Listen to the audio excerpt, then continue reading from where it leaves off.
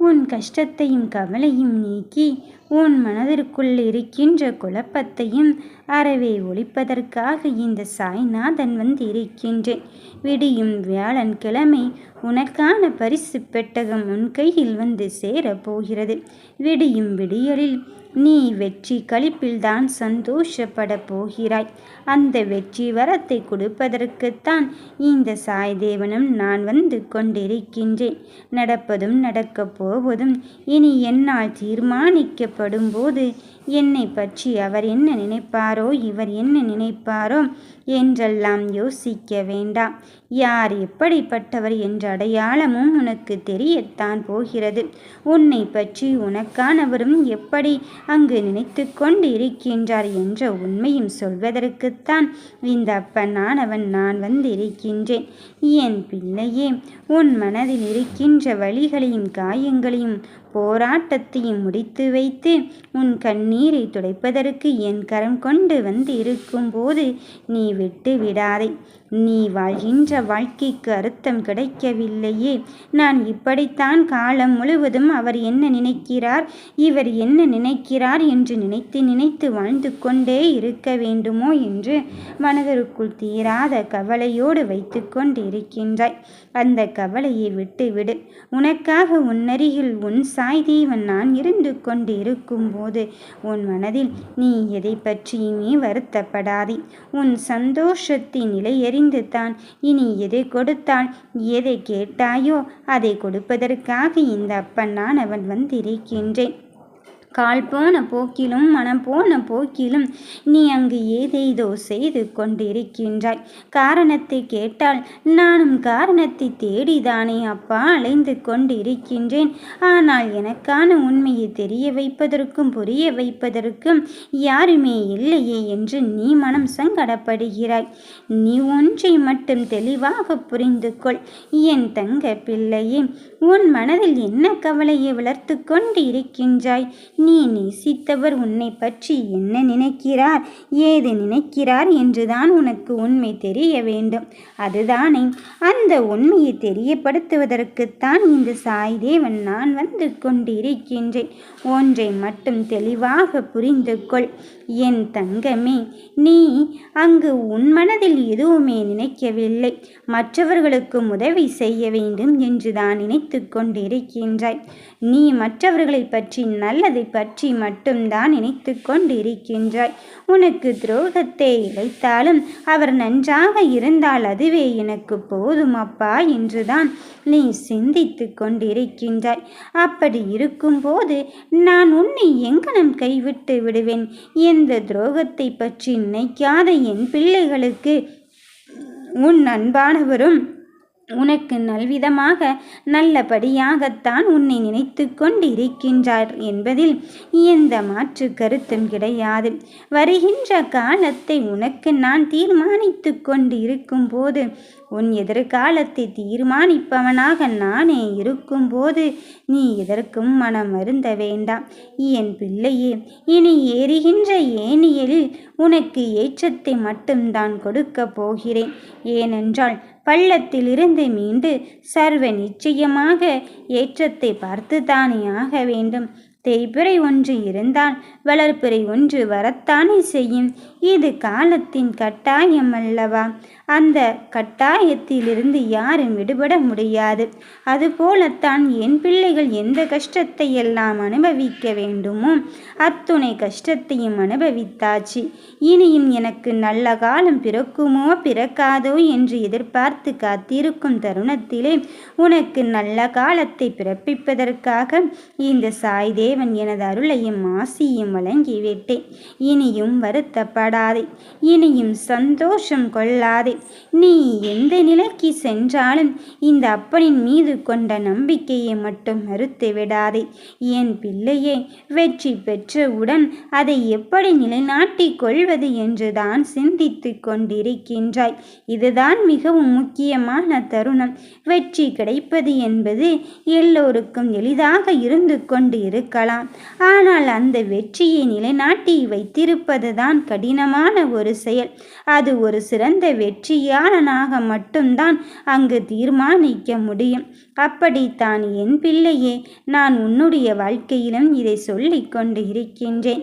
வெற்றியை பெற்றுவிட்டால் நான் என்னும் அகங்காரத்தை விட்டுவிட்டு நீ உனக்கான அத்தனை விஷயத்தில் என் காலடியில் ஒப்படைத்து விடு.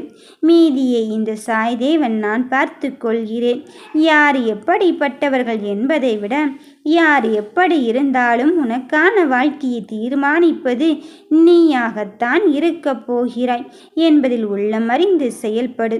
உனக்கு ஒவ்வொரு தெளிவையும் கொடுப்பதற்குத்தானே ஒவ்வொரு நிலையும் அடையாளப்படுத்தி கொண்டே இருக்கின்றேன். அந்த அடையாளமானது உன் வாழ்க்கையை வளம் வரச் செய்வதற்குத்தான் வந்து கொண்டு இருக்கின்றது. உன் சந்தோஷத்திற்கு நானே உறுதுணையாகும் தெளிவுரையாகும் இருந்து கொண்டு இருக்கும் போது உன் முன்னால் கேட்கப்பட்ட அத்தனை கேள்விகளையும் இந்த அப்பன் மீது வைத்து செயல்படு. சந்தோஷத்தின் தருணத்தில் நான் உன்னை கைகூடி வைத்திருக்கும் போது மனம் வருத்தப்படாதே. மனம் சந்தோஷம் அடைந்து கொள்வதற்கு என்னென்ன வழிகள் உண்டோ அத்தனையும் நீ செயல்படுத்தி கொண்டே இரு. என் பிள்ளையே, உன் மனமென்னும் கோவிலில் என்னை மட்டுமே வைத்துக்கொள். என் பார்வை உன் மீது விழுந்த பிறகு வீணான சந்தேகம் கொள்ளாதே. உன்னை மட்டுமல்ல, உன்னை சுற்றி இருப்பவர்களையும் காப்பாற்றுவதற்கும் முன்னேற்றத்தின் பாதையை அறிவிப்பதற்கும் தானே இந்த சாய்தேவன் நான் வந்து கொண்டிருக்கின்றேன். அதன் பிறகும் தேவையற்ற எண்ணங்களை நீ வளர்த்து கொண்டு இருக்காதே. என் தங்கமே, உன் மனதிற்குள் இந்த அப்பன் இருக்கும்போது நீ எதை நினைக்கின்றாயோ அதை சரிவர புரிந்து கொள்ள முயற்சி செய். நீ உனக்குள் எப்படி ஆசையோடும் விருப்பத்தோடும் இருக்கின்றாயோ அது போலத்தான் மற்றவர்கள் மனதிலும் இருக்கும் என்பதை புரிந்து கொண்டாலே போதும். நீ எப்படி உன் ஆசைக்கு ஏற்ப அங்கு வாழ முயற்சி செய்கிறாயோ அது போலத்தான் உன்னை சார்ந்தவர்களும் இருப்பார்கள். அதனால் எக்காரணம் கொண்டும் உன் ஆசையும் எண்ணத்தையும் மற்றவர்கள் மீது திணித்து கொண்டு இருக்காதே. நீ உனக்கு பிடித்த மாதிரி வாழ்ந்து கொண்டு இருக்கின்றாய் என்றால் அவர்களும் அவரவர்களுக்கு பிடித்த மாதிரியான வாழ்க்கையை தான் வாழ வேண்டும் என்று நினைப்பார்கள். அதனால் நீ யாரையும் பற்றி தேவையில்லாத சிந்தனைகளை வளர்த்து கொள்ளாதே. அவரவர்களின் சூழ்நிலைத்தான் நம்மை இப்படி சிந்திக்க வைக்கிறது.